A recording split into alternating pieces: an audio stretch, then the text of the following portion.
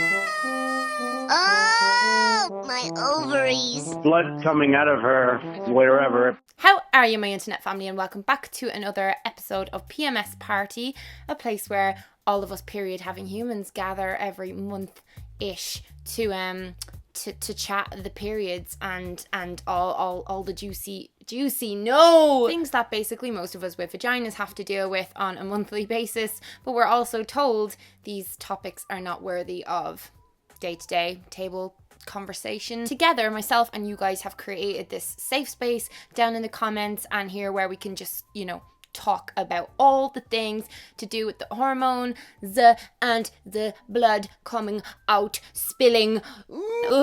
Yeah, I just spilled it everywhere. No. I've got my tea and it's called Love Tea and it's lovely. It has lavender in it, which is very calming, and my little sloppy umbrella because I spilled it. I'm gonna just diving into section 1, which is Melanie's monthly craving, and because it's nearly Easter, the shops are selling these again. This is like an egg full of little bags of my favorite chocolate, probably in the entire world. I've one bag left. Yeah, they're all inside me. These are little bags of Cadbury's mini eggs. You guys know I like to indulge in whatever I'm craving coming up to my time of the month so I don't get obsessive and then binge out on it. And these little bags have about like 200 calories, lots of sugar obviously, but it's not like I live off them. The texture of the little shells in here is absolutely gorgeous. There's a little pink one, and basically it has like so you've got Cadbury's chocolate, best chocolate in the entire universe, coated in this kind of shell that if you suck on it, it just kind of, and then you like break it, it makes this little crackly noise all in your mouth, and the texture of the shell mixed with the meltiness of the chocolate is so delicious. This says solid milk chocolate eggs in a crisp sugar shell. So yeah, not really one of your 5 a day, but whatever. I'm bleeding from my fanny. Get away from me. Get away. The topic of today is period weight gain. I hate it. Every month without fail, a couple of days before I get my period, I am 8 to 10 pounds heavier on a weighing scales. People experience this to varying degrees, right? So some people will gain like 2 pounds to 4 pounds, others upwards and above 10 pounds. And the reason I hate it is because it feels like you're wearing a waterbed. It feels like you're just stuck in this watery mattress of like blob, and it's just not a nice feeling to have so much water retention. So people who aren't on the IUD birth control or a pill that stops their period, or people who haven't had a hysterectomy to like completely get rid of their periods, like if you have a period, you are likely going to experience weight fluctuations for up to 2 weeks before you get your period, and this can drive us so mental. I remember when I was going through my weight loss journey, I've made videos on that before, but I remember obsessively weighing myself all the time, especially when I was struggling with eating disorders, and I would like step on the scale 2 to 3 times a day. Even weighing yourself every day, like if you're due on your period and your hormones are wild and you're retaining water and you're bloated, because we go through a natural drop in progesterone, which can lead to like more gas and poor digestion. So you have the water weight, and then you have the constipation, and then we have our cravings, which those kind of things don't really make the body function at its peak. So yeah, for our bodies to weigh more is completely ordinary. However, if you're say running every day and you're eating really well to just try and get healthier and shift a little bit of extra weight that you don't want, for example, sometimes you might not see the results of your efforts for 2 weeks or whatever until your period is completely gone, because usually all this weight drops off afterwards. And I know that for me, it used to send me into a panic every single month without fail. I'd start questioning myself, and I'd be looking in the mirror and thinking all these things I'm doing aren't even working, and then I would pig out or binge in a like almost kind of self-destructive this mode I'd go into where I was just like, screw it, nothing's working. But guys, it's natural, it's healthy to have a regular cycle. Period is very healthy, and with that unfortunately comes that feeling of being all and nobody escapes this. There's not anything you can really do to prevent this because it's your body's natural way of working. So if you're, taking some weird tablets to try and counteract it, or you're just not eating for that time of month, like those things are not going to do anything. The weight does pass, and it's phantom weight. It's like a fake weight gain. It's not real. And you have to remind yourself of that, because and I do still too, like I'll wake up and my jeans might not even fit, like the button won't close, and I have like a muffin top forming over my jeans because all my bloat tends to be around my stomach area, and even my face gets super puffy. So a lot of the time I can even see it in myself in videos, if throughout the month, if I know I filmed a video at a certain time of the month and I'm editing it, I'm like, why is my face blown out like a blowfish? That's why. And that's why when people ask me what I weigh, I don't even I don't think of myself as a number.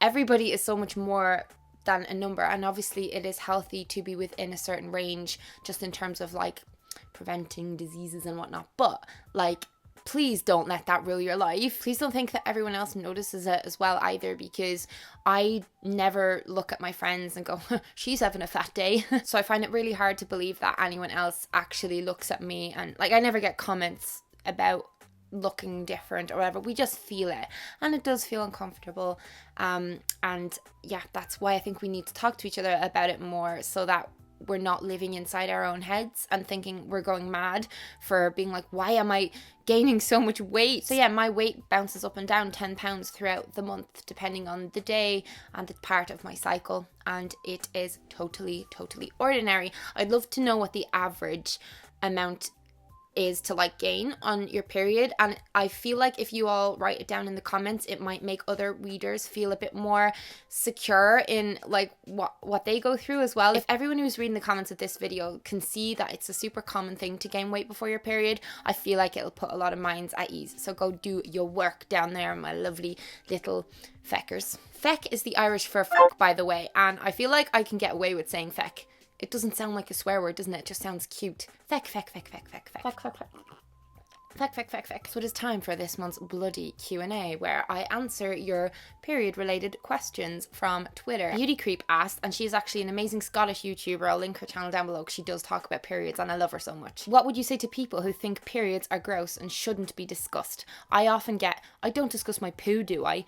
Not the same. And I completely agree. Everyone in the world farts and poops and does all those things, and there's no need to talk about pooping because you're just doing a shite big deal. Having a period, on the other hand, is something it really does send some people into a complete state of chaos. I know my hormones have had a huge impact on my life in terms of my skin, my confidence, obviously the weight stuff I was talking about, cramping so bad where I've had to have days off work or not go into school, and premenstrual syndrome and PMDD are things that can massively affect people's lives and family members' lives and friends' lives. The people who are around me have to live with me turning into a monster. It hurts, and then we have to put things inside ourselves or into our pants, and it's just something that if you don't have one, fair enough, I understand you might not get it, which is why it might be helpful to watch stuff like this. But for people who do have periods, to say that we shouldn't talk about them, I feel like that's something that's just taught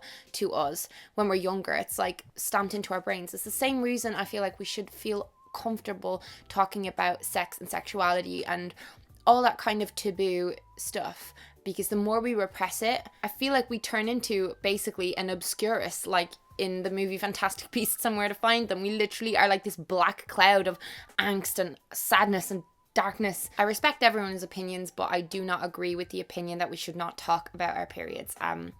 Feminist baby, go away. Andrea said, movie or book recommendations for this time of the month.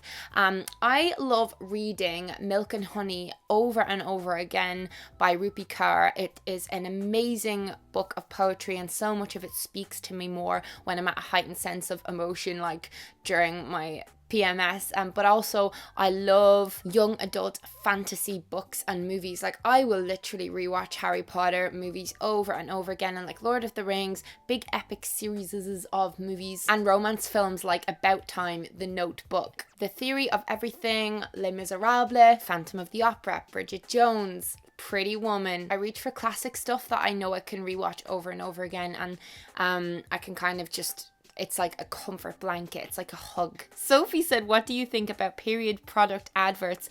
During my period, I certainly don't feel like wearing white and going skydiving. I think period ads need to get a bit more real. I feel like I'd appreciate some funny ones, but you know, realistically, we're all in a ball crying with no makeup on, messy bun in our hair. The only reason I did my face today was for this video. I'm being honest right now.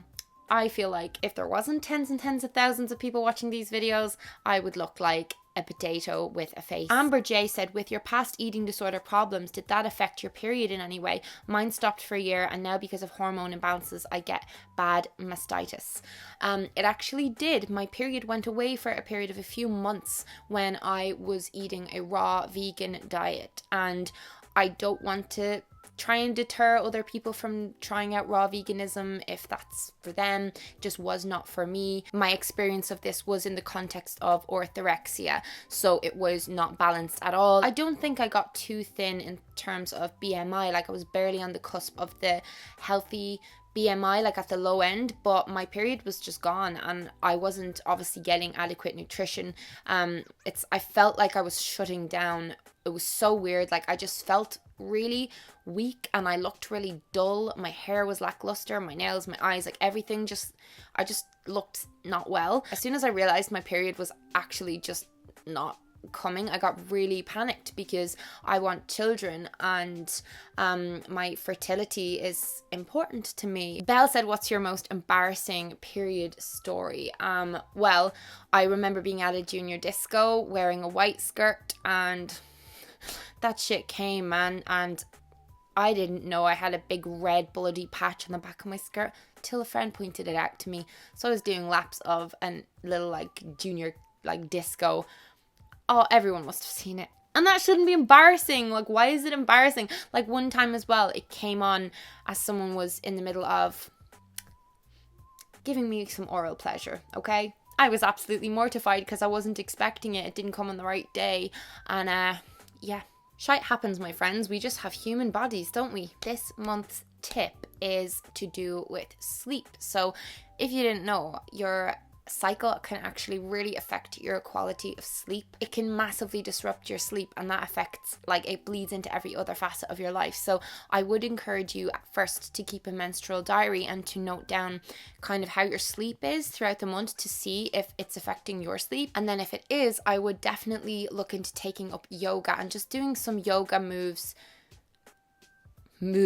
poses, like before bed. Apart from helping your cramps, which they definitely do, yoga is just really relaxing and it just triggers off that kind of like so it might help you with your sleep. And then at least as well, if you know that you're not sleeping properly during that time of the month, you can make steps toward helping that. So turning off your social media at a certain point in the night, having a big bubble bath, things like that, which will help you to doze off. So that was this month's PMS party. Please give it a huge thumbs up if you enjoyed it, because that helps more people to find these videos, and I feel like this is an important message to spread to other people who have periods, to let them know that it's okay to talk about it. And I want more people to kind of join in on our little kind of forum down in the comments. I'd be over the moon if this video could hit 10,000 thumbs ups. So see what you can do, my babies.